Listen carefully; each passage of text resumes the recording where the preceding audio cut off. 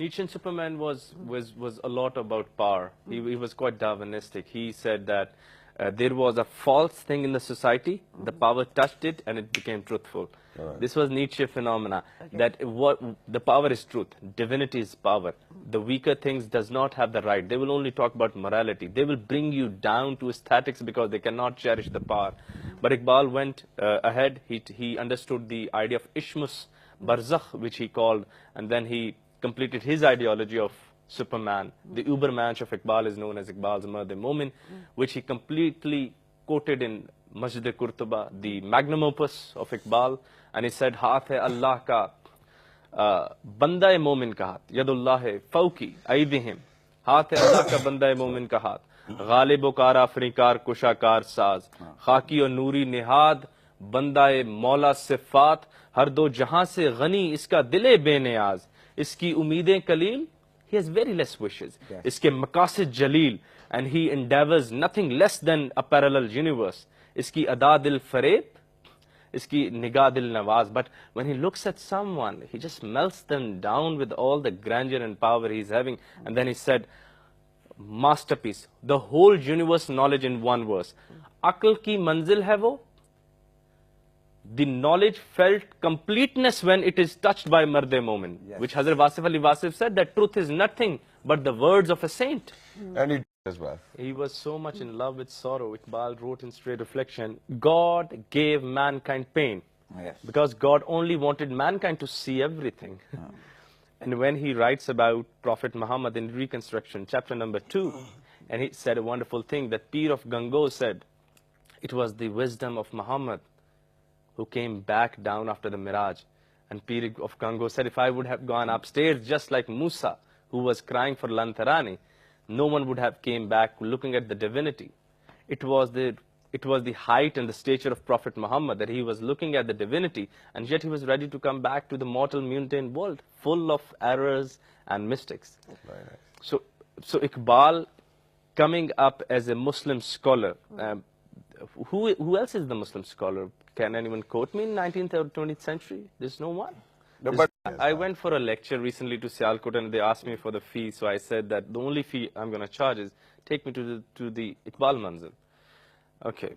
I walked in. It's a very simple home with normal rooms, normal chairs. And there a person sat and he wrote some work like Reconstruction of Ridiculous Thoughts in Islam, where he said, in order to know universe, I can use 3 major sciences. Number 1 is matter. Number 2 is my interaction with the matter. Oh, biology walked in. He said, physics, you can never run away from that. Then came biology. And then he said, my interaction, the interaction of my mind, which creates meaningfulness, as Dr. Saab said. And then he said, it is certainly impossible to miss psychology in order to encompass universe in totality. He was the first Muslim scholar of the 19th century who was bringing the idea of theory of everything into the Muslim minds, which was later on taken by Dr. Ali Shariati alone and no one else. He said, stop putting barriers in the knowledge. If you open up Reconstruction, it starts with Greek history, it moves into psychoanalysis, it jumps out into the theory of praying, it moves on and it keeps on going. Wonderful thing which we just heard, and all our viewers were looking, Lab pe aati hai dua ban ke tamanna meri. And when we were playing, Dr. was singing it along. That means he heard that in his assembly. Then you were singing it along. I think you're a bit older than me too. And I was singing that too. And my son must be singing that at home too. And Iqbal quotes that in Reconstruction. Dr. Iqbal said, sorry, in Straight Reflection, philosophy ages. It gets old. No matter how accurate Plato was, you just know him as a hero today. You don't know him as a perfect Scientological person who can be quoted in the modern physics. And he said, poetry, it rejuvenates. It flowers every morning. Homer is alive. Iliad is alive. Odyssey is still much better than the work of Vasisha done in Pakistan today. Done by the Milton, done by the Dante.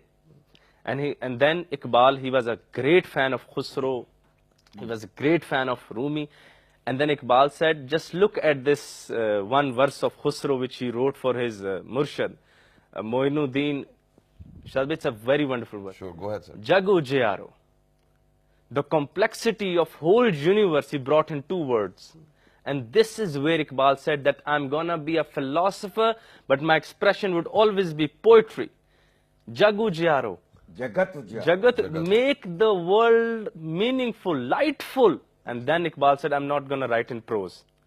I'm gonna write in poetry. So my philosophy may not die of existentialism, of age. My philosophy may not get zaif, may not get older.